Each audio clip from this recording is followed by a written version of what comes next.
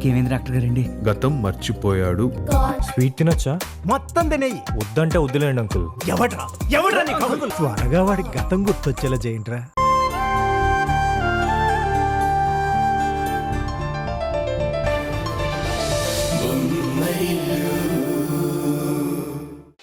మీరు ఉషతో మాట్లాడుతున్నారా? తను మీకెందుకు కాల్ చేసింది? అసలు సమస్యలు ఏమున్నాయంట సైట్లో? తనకి నీతోనే సమస్య అంటుంది కిరణ్. సైట్ దగ్గర వర్క్ విషయంలో నువ్వు తనకి కోఆపరేట్ చేయట్లేదంట. రెగ్యులర్గా సైట్ కూడా రావట్లేదంట. దాంతో తను ఒక్కతే వర్క్ను చూసుకోవడం ఇబ్బందిగా ఉందని నీ మీద కంప్లైంట్ చేస్తుంది.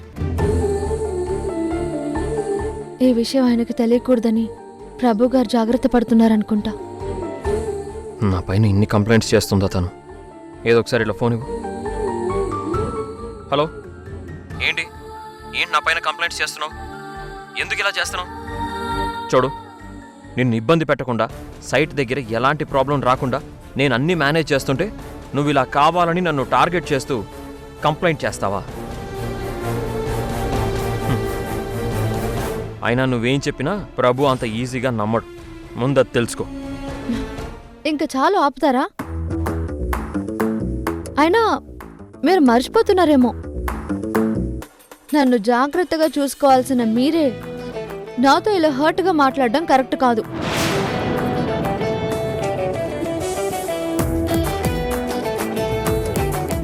ఒకవేళ మీరు ఇలాగే మాట్లాడారే అనుకో, కౌన్సిలర్కి నేను ఇచ్చే ఫీడ్బ్యాక్లో అన్నీ రాసేస్తాను. జాగ్రత్త మరి. అంతేకాదు, ఆ రోజు నన్ను కోర్టు నుండి ఇంటి దగ్గర డ్రాప్ చేశాక మీరు మళ్ళీ నా కడుపులో ఉన్న బిడ్డ గురించి, నా గురించి కేర్ తీసుకోవడం మర్చిపోయారు.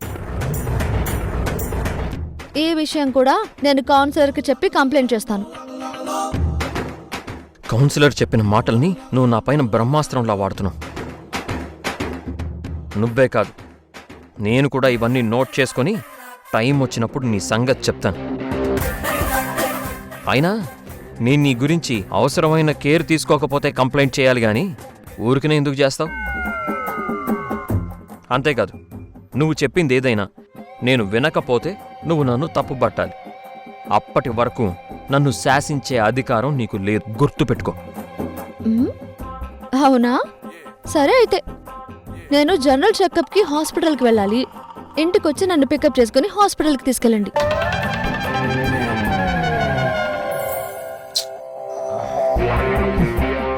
ఇలా చెప్పానో లేదో అప్పుడే అలా ఇరికించేసింది.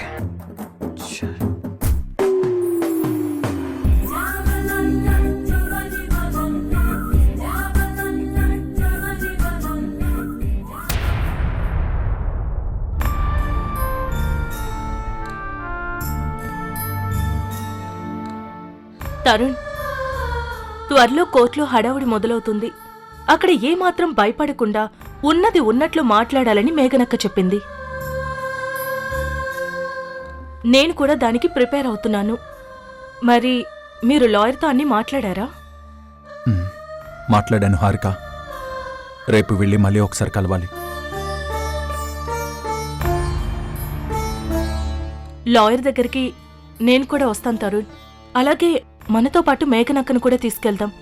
తను లాయర్ గారికి కూడా మంచి సలహాలు ఇస్తుంది. మీ మేఘనక్క లాయర్ గారికేంటి, ఎవ్వరికైనా సలహాలు ఇస్తుంది. కాకపోతే అవన్నీ తనకి ఉపయోగపడేలా మాత్రమే ఉంటాయి, పక్క వాళ్ళకి కాదు. మేఘనక్కని అలా అనుకు తరుణ్. తనిప్పుడు నా కోసం ఎంతో చేస్తుంది. అది సరే, కానీ నీతో ఒక విషయం గురించి మాట్లాడాలి.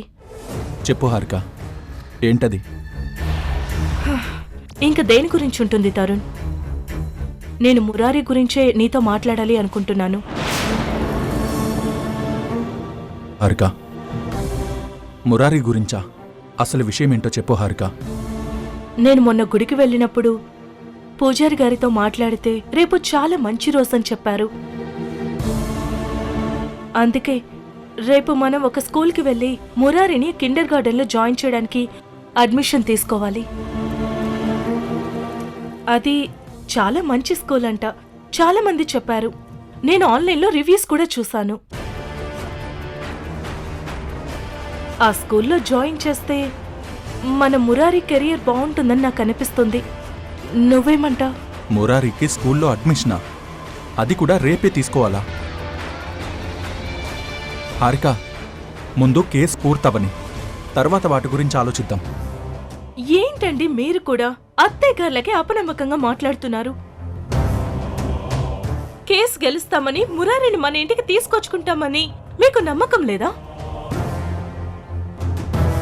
నేను మురారికి కావలసిన టెడ్డీస్, సైకిల్స్, బొమ్మలు అన్నీ కొనాలనుకుంటున్నా. ఆ అత్తయ్య గారు కూడా మీలాగే అపనమ్మకంగా మాట్లాడారు. అసలు మీరిద్దరు ఎందుకు ఇలా మాట్లాడుతున్నారో నాకు అర్థం కావడం లేదు. అపనమ్మకం కాదు హారిక, ప్రాక్టికల్గా మాట్లాడుతున్నానంతే. నువ్విప్పుడే ఇలా మురారికి కావాల్సినవన్నీ కొంటాను, వాడికి మంచి స్కూల్లో అడ్మిషన్ తీసుకుంటాను అంటున్నావు. ఒకవేళ రేపు కేసులో మనం ఓడిపోతే అప్పుడు నువ్వు తట్టుకోగలవా చెప్పు? తరుణ్, దయచేసి అలా మాట్లాడుకో. ఆ ఊహను కూడా నేను తట్టుకోలేను. మురారి నా కొడుకు.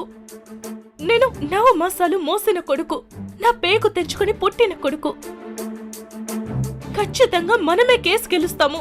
మురారి తల్లి దగ్గరకొస్తాడు, నా దగ్గరే పెరుగుతాడు. తల్లి బిడ్డల్ని వేరు చేయాలని చూస్తున్న వాళ్ళను ఆ భగవంతుడు కూడా క్షమించడు. నా బంగారు తండ్రిని నా దగ్గరకు వచ్చేలా చేస్తాడు. నాకు పూర్తిగా ఆ నమ్మకం ఉంది. నా ఉద్దేశం అది కాదు హారిక, నేను చెప్పేది ఒకసారి విను. నాకింకేం చెప్పకు తరుణ్. మీ అనుమానాలన్నీ మీ దగ్గరే ఉంచుకోండి. నేను మురారి నా కొడుకని పూర్తిగా నమ్ముతున్నాను. అలాగే ఏ కేసులు, కోర్టులు కూడా మమ్మల్ని విడదీయలేవని కూడా నమ్ముతున్నాను. ఖచ్చితంగా త్వరలోనే మురారి నా దగ్గరకు వస్తాడు. వాడికి కావలసినవన్నీ నేను ఇప్పటి నుంచే కొంటాను. రేపే నేను మేఘనక్కను తీసుకుని ఆ స్కూల్కి వెళ్తున్నాను. మేఘన హారిక మీద ప్రేమ నటిస్తూ ఉషని శత్రువుగా మార్చడమే కాక ప్రభు కుటుంబాన్ని కూడా పరోక్షంగా సాధిస్తుంది. ఎలాగైనా తన్ని కాపాడాలి, లేకపోతే పరిస్థితి చేయి దాటిపోయేలా ఉంది.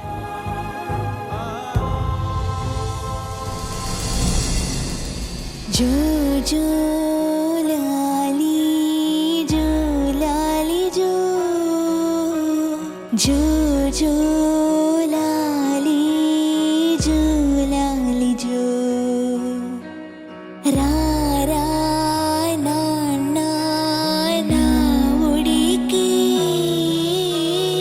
రూపం నేనే నీ కలకి.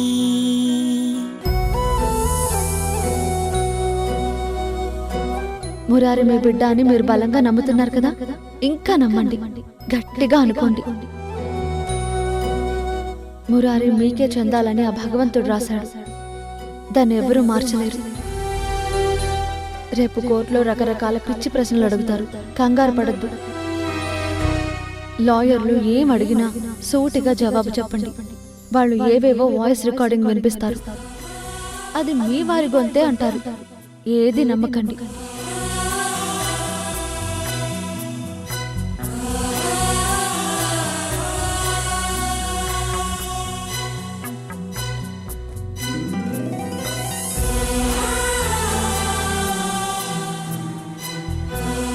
సునందా, సునందా,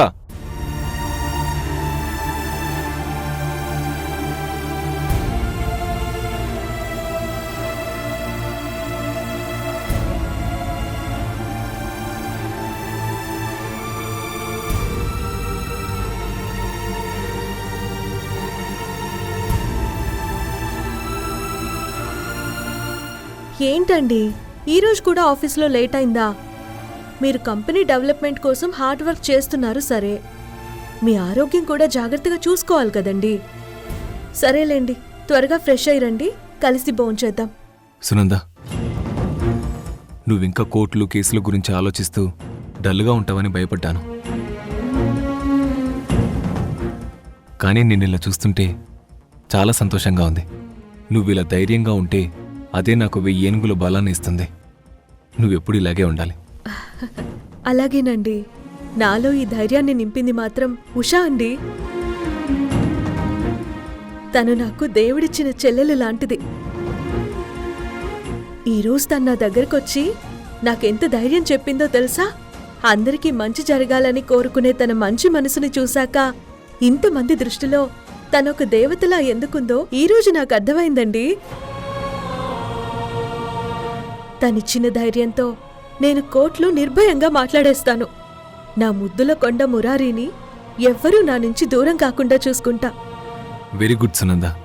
మనం భయం పోగొట్టుకున్నామంటే సగం విజయం దక్కినట్టే. ఏమండి, మీతో ఇంకో విషయం మాట్లాడాలండి. ఏంటి సునంద? మన మురారిని కిండర్ గార్డెన్లో జాయిన్ చేయడం కోసం ఒక మంచి స్కూల్ చూశానండి. అది సిటీలోనే మంచి స్కూల్ అంట. ఇప్పటినుంచి ట్రై చేస్తేనే అక్కడ అడ్మిషన్ దొరుకుతుందని తెలిసిన వాళ్ళు చెప్పారు.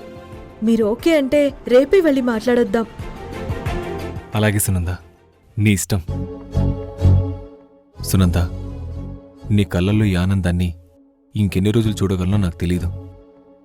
రేపు కోర్టులో మురారి మన కొడుకు కాదని నిజం బయటపడ్డ తర్వాత నీ మొహం నుంచి నవ్వు శాశ్వతంగా దూరం అవుతుందని నాకు తెలుసు. ఈలోపు నీకు సంతోషాన్నిచ్చే ఏ పనైనా నేను చేస్తాను. ఏంటండి ఆలోచిస్తున్నారు? ఏం లేదు సునంద, స్కూల్ అనేసరికి అప్పుడే మన మురారి పెద్దవాడయ్యాడా అని అనిపిస్తుంది. పిల్లలంతేనండి, మనం చూస్తుండగానే ఎదిగిపోతారు. వాళ్ళ ఎదగడం చూస్తూ సంతోషిస్తూ మన వయసు అయిపోతుందన్న సంగతి కూడా మనం మర్చిపోతాం.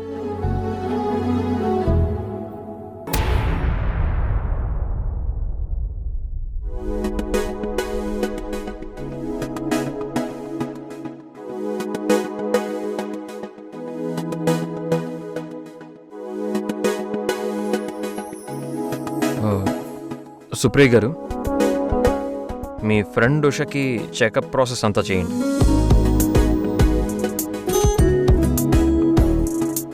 చూడండి, మనం ఇంకా విడాకులేమీ తీసుకోలేదు. అంటే నేను ఇంకా మీకు భార్యనే కదా. అలాంటప్పుడు మీ ఫ్రెండ్ ఉషా అని కాకుండా నా భార్య ఉషా అని ప్రేమగా చెప్పచ్చు కదా. నాకు ప్రేమగా మాట్లాడడం రాదు, పరిచయం చేయడం రాదు. నా కోపం వెనుకున్న కారణం తెలిసిన నువ్వు మళ్ళీ ఇలాగే మాట్లాడి నా సహనాన్ని పరీక్షించుకో.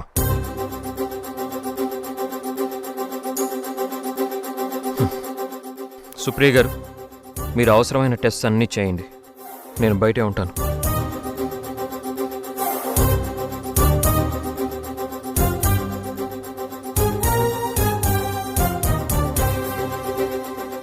ఏంటి ఉష ఇది? నా కళ్ళని నేనే నమ్మలేకపోతున్నాను. కిరణ్ గారు నువ్వు ఇలా కలిసి రావడం ఏంటి? ఇది నిజంగా సర్ప్రైజింగ్గా ఉంది. అసలు జరిగింది తెలిస్తే నువ్వు ఇంకా సర్ప్రైజ్ అవుతావు సుప్రియ. తను నా నుంచి శాశ్వతంగా దూరం అవ్వడానికి కోర్టు నుండి విడాకుల నోటీస్ పంపించారు.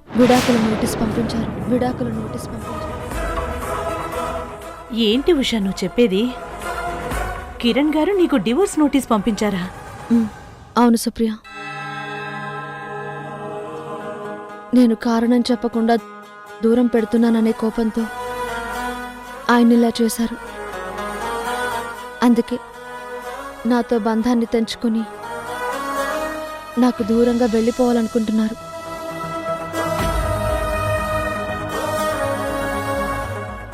నాలో నా బిడ్డ ప్రాణం ఎదుగుతుంది.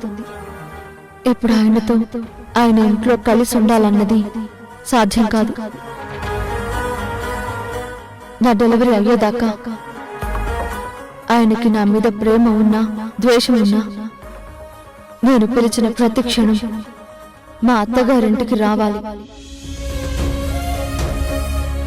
మీరు ఏమనుకున్నా నేను చెప్పినట్టు మీరు నాకు సహకరిస్తే మీరు కోరుకున్నట్టు నేను విడాకులు ఇచ్చేస్తా. ఉషా, నువ్వు కోరుకునే గడువుకి నేను అనుమతిస్తున్నాను. కానీ ఇది కేవలం గడువు మాత్రమే కాదు, నువ్వు నీ భర్త దగ్గర మళ్ళీ ప్రేమ సంపాదించే సమయం. దాంతో ఫ్యామిలీ కోర్టులో కౌన్సిలర్ గారు చెప్పింది అర్థం చేసుకున్నారు. నాకు డెలివరీ అయ్యే వరకు ఆయన నాకు సపోర్ట్గా ఉండాలని నేను పెట్టిన కండిషన్కి ఆవిడ కూడా ఒప్పుకున్నారు. అదే విషయం ఆయనకు కూడా చెప్పారు. అందుకే ఈరోజు నాతో పాటు ఆయన కూడా హాస్పిటల్కి వచ్చారు. ఇలా నీ సంసారం విడాకుల దాకా వెళ్ళిందని నాకు చాలా బాధగా ఉంది ఉషా. అయినా మీ ఇద్దరిలో కావలసింది ఒకరికి రాగం, ఇంకొకరికి కావలసింది భావం. బంధం ఈ రాగద్వేషాల మధ్య బలహీనంగా మారకూడదని నేను దేవుణ్ణి కోరుకుంటానే. సరే పద, చెకప్ చేస్తాను.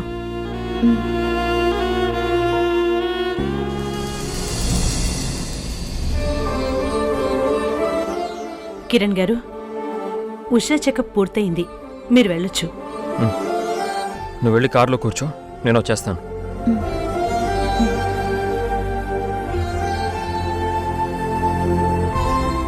సుప్రియ, ఉషా ఆరోగ్యం ఎలా ఉంది? కడుపులో ఉన్న బిడ్డ ఆరోగ్యంగా ఉందా? అంతా నార్మల్గానే ఉంది కిరణ్ గారు. Everything is fine. తను రెగ్యులర్గా టాబ్లెట్స్ వేసుకుంటూ మంచి ఫుడ్ తీసుకుంటే చాలు. కానీ ఒక్క విషయం కిరణ్ గారు, ఒక చిన్న మొక్కను కాపాడడానికి గాలి నీరు ఎంత అవసరమో కడుపులో ఉన్న బిడ్డను కాపాడుకోవడానికి తల్లి ఆనందం కూడా అంతే అవసరం. మీరెప్పుడూ తన పక్కన ఇలానే ఉంటూ ఉషా ఆనందంగా ఉండేలా చూసుకోండి. థ్యాంక్స్.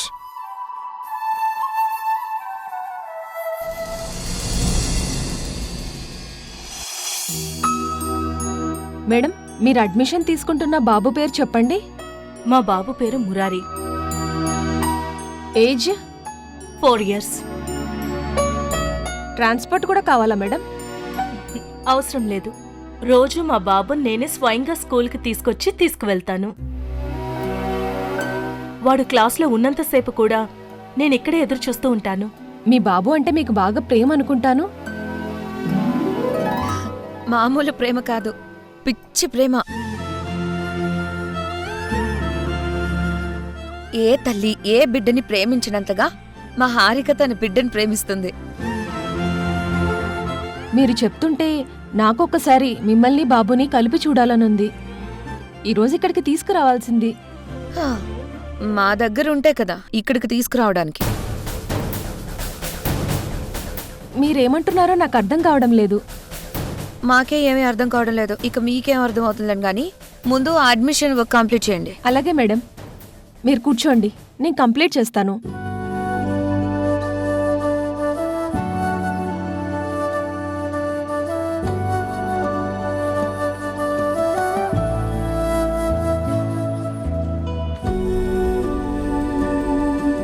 ఎక్స్క్యూజ్ మీ అండి. నమస్తే మేడం. ఒక 2 minutes కూర్చోండి. ఈ అడ్మిషన్ అవ్వగానే మీది స్టార్ట్ చేస్తాను.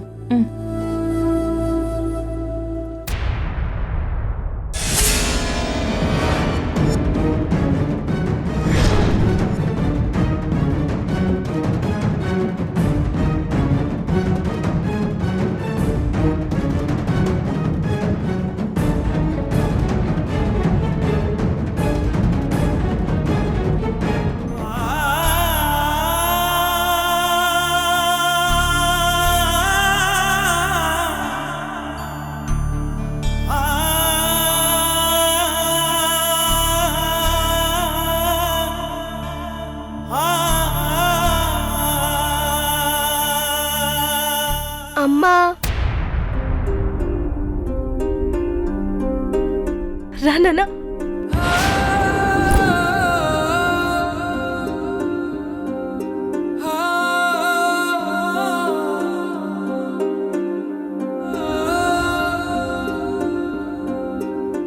హారిక, నువ్వు బాధపడుకో.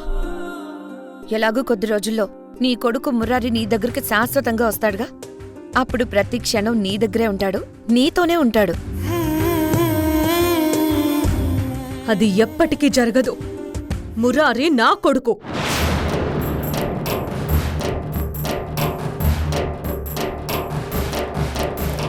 ఎప్పటికీ నాతోనే ఉంటాడు, నా దగ్గరే ఉంటాడు.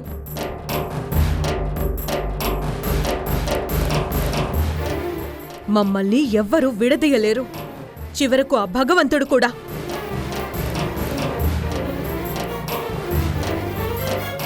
మీకు తెలుసు కదా, చావంచుల దాకా వెళ్ళిన నేను నా కొడుకు కోసం ఆ భగవంతుడితోనే పోరాడి నా ప్రాణాల్ని దక్కించుకుని వెనక్కొచ్చాను. అలాంటిది మీరెంత? చూడు సునంద, మురారిని 9 మాసాలు మోసి కన్నది నేను. వాడు నా పేగు తెంచుకుని పుట్టిన బిడ్డ.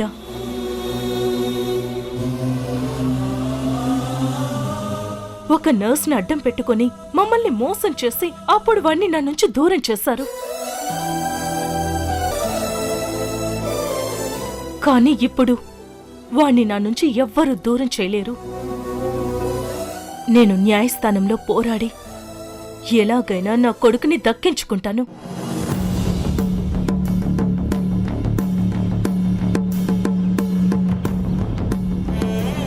ఈసారి ఎవ్వరూ నా కొడుకును నా నుంచి దూరం చేయలేరు. నువ్వు పోరాడిన భగవంతుడితోనే నేను పోరాడతాను. నా కొడుకుని నాకు ఎందుకు దూరం చేస్తావని అడుగుతాను. నా ప్రేమతో ఆయన్ని మెప్పించి నా కొడుకుని నా దగ్గరకు వచ్చేలా చేసుకుంటాను. హారిక, నిన్ను ఇంతగా ఎవరు రెచ్చగొడుతున్నారో నాకు బాగా తెలుసు. ఈ మేఘన మాటలు నమ్మే నువ్విదంతా చేస్తున్నావని కూడా తెలుసు.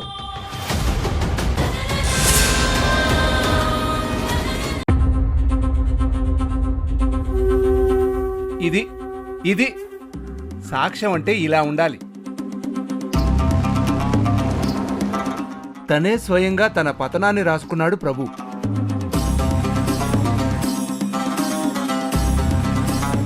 లాయర్ సుహాసిన్ గారు ఎప్పుడొస్తారో? ఇంతవరకు తను టేకప్ చేసిన కేసు ఒక్కటి కూడా ఓడిపోలేదని తెలిసింది. ఎలాగైనా సుహాసిని గారు ఈ కేసు టేకప్ చేసేలా ఒప్పించాలి.